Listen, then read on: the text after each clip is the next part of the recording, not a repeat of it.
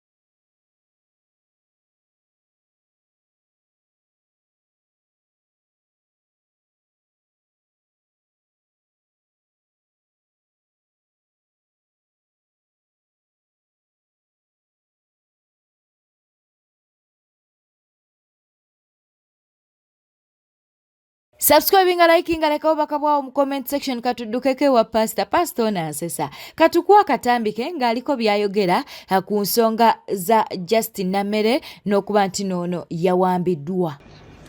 Nameere yakyanze abasajja ab'omu gavumenti buli omu yamutooleddeko ku kamiyati kapita. Ayina abanene be yakyanze ne beemanya era olutalo lwabwe lukyali lungi eyo munda. Olutalo lwa Bushapi, omanyi Shapi? Ani amanyi Shapi? Shapi kyeki? Morokoni. Olutalo lwa Morokoni. Olutalo lwa Morokoni yatunze obugere. Wamawulira Nameere era Nameere yajiddwa ku listi. Babadde balina gu post gwe bagenda omuwa mu ministry omwo. Naye baagumugyeko kubanga yakyanze abanene yakutte n'agaba enswa za Muhoozi n'agenda azigabira ne bannange. Obwedda ndaba bbaawe nga batambula n'eŋŋamba laba nnoono. Mukazi wo bamukubamudde ebihulu ali awo agundi ali awo bituli bingi mbonaawe mbusimanyi mbonaze ne bbaawe.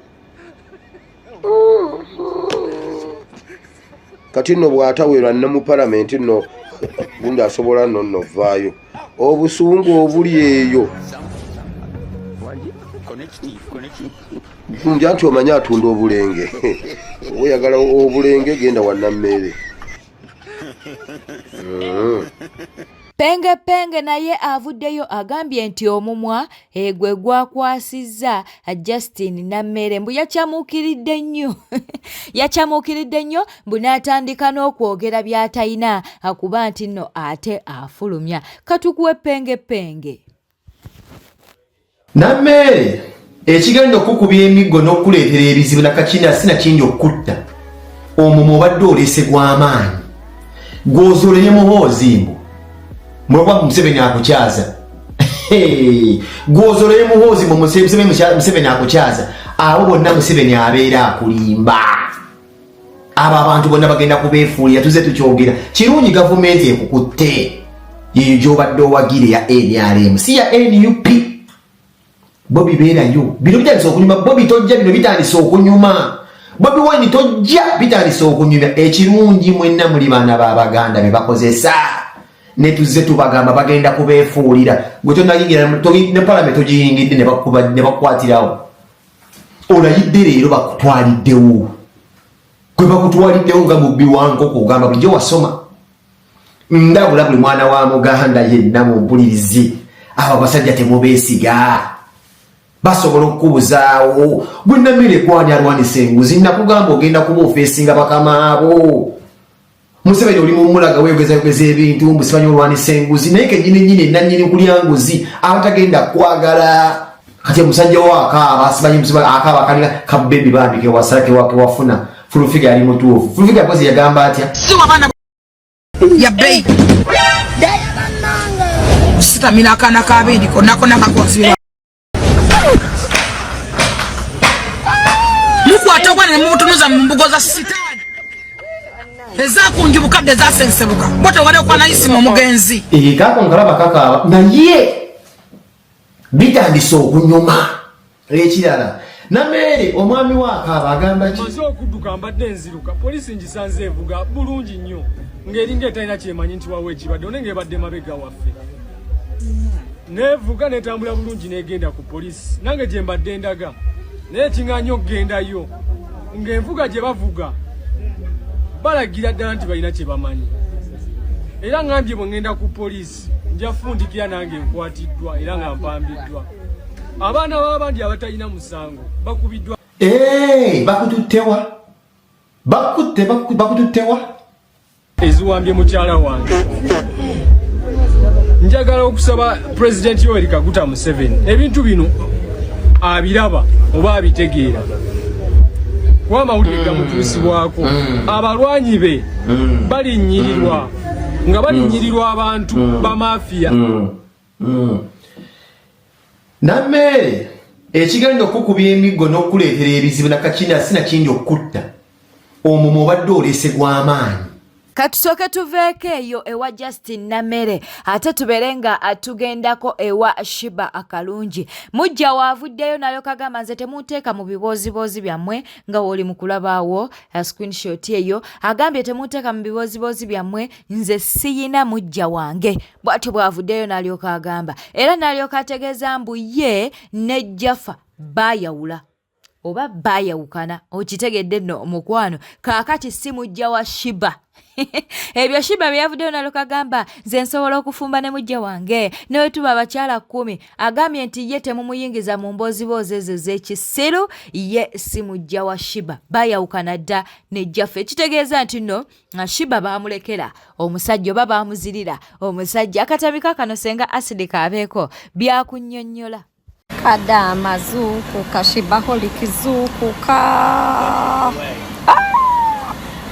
golaba oyo mukyala wa Jaffa agambye temumugatta mu katogo kabbi agambye temukikola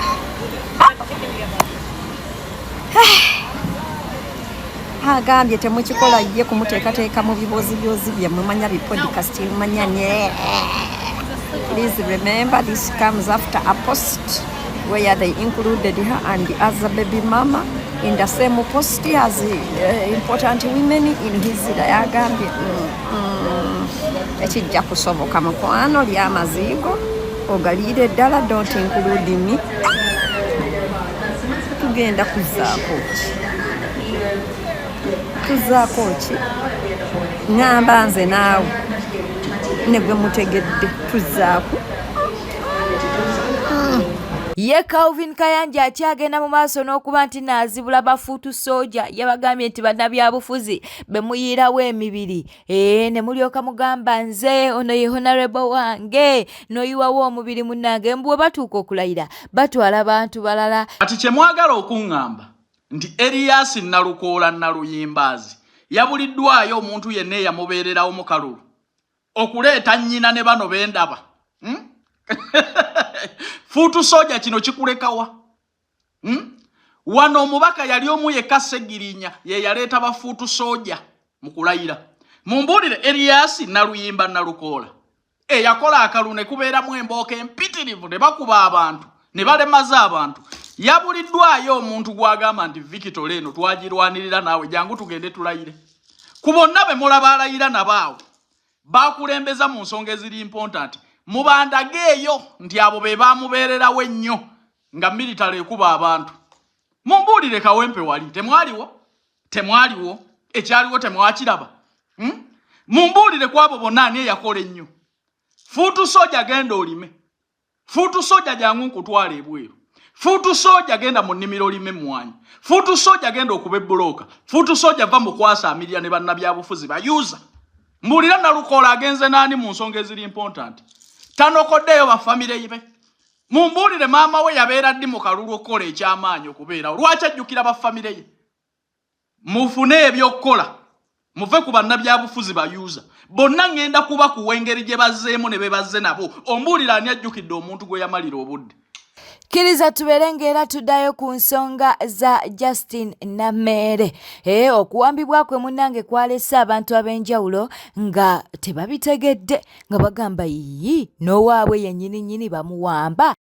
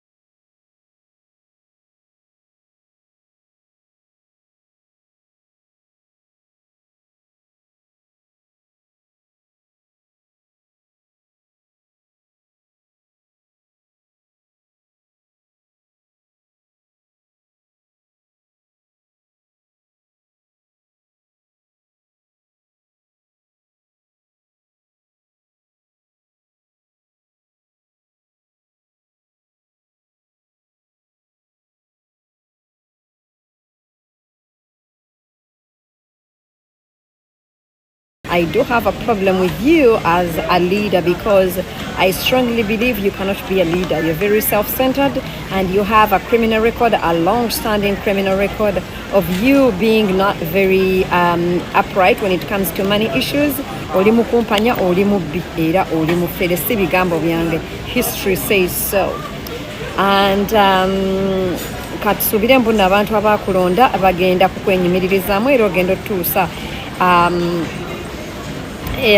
ebyetaago byabwe eri abakulembeze naye nga sisuubira because in Nameere you and your family have a history and a record of you taking away from the common person in Ngamba. You are embezzlers, you and your dad and your whole entire clan. But maybe abantu batuuka, you never know. Back to your issues with my sister Fullfigure.